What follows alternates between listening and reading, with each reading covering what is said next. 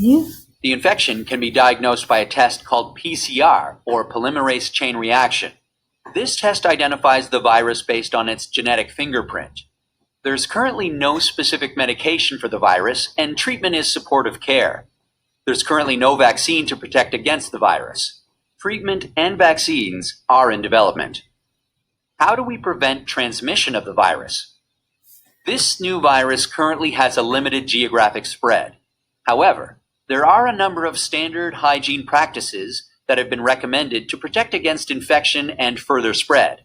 These include covering your mouth and nose when coughing or sneezing with a medical mask, tissue, or flexed elbow, avoiding close contact with those who are unwell, the appropriate use of masks and personal protective equipment, especially in a healthcare setting, washing hands regularly with soap and water or alcohol-based hand rub. Actions that can be taken to prevent infection from an animal source include avoiding unnecessary unprotected contact with animals, washing hands after contact with animals or animal products, and ensuring that animal products are cooked thoroughly before they're consumed.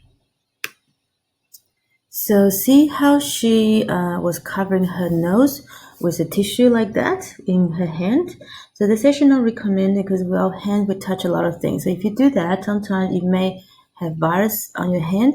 And if you touch the door handle, whatever you touch, whatever surface you touch, sometimes virus can stay on the surface, especially the surface is wet for a few hours, few days. There were actually some studies proven that, especially with flu virus. So in Australia or New Zealand, we actually recommend people to sneeze like that. So hopefully in the part of your shoulder or elbow, so hopefully no one's going to touch your shoulder. And in the future, maybe if there's actual internal spread in Australia, maybe we should stop hugging each other, something like that, until everyone's safe. Okay, let's continue.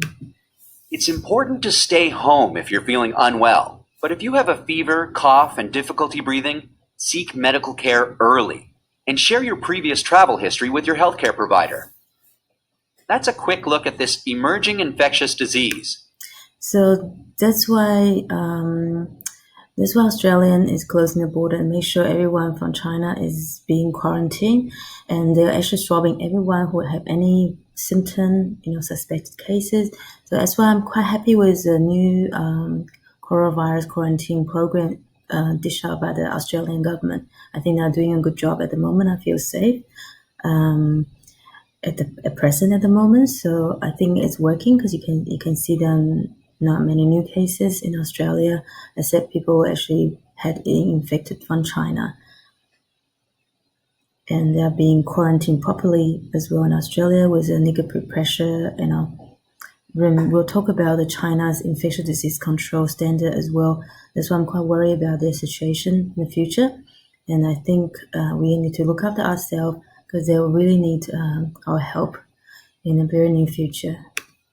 Given that this outbreak is evolving rapidly, what's known about this virus can change. Please check the websites below for the most up-to-date information.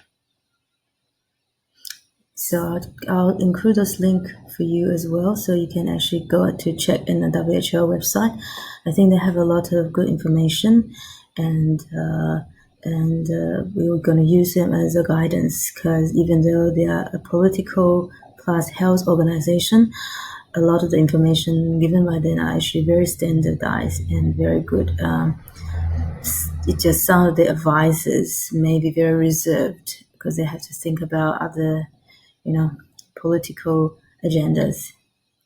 Okay, I think that's me from today. Hopefully everyone's well.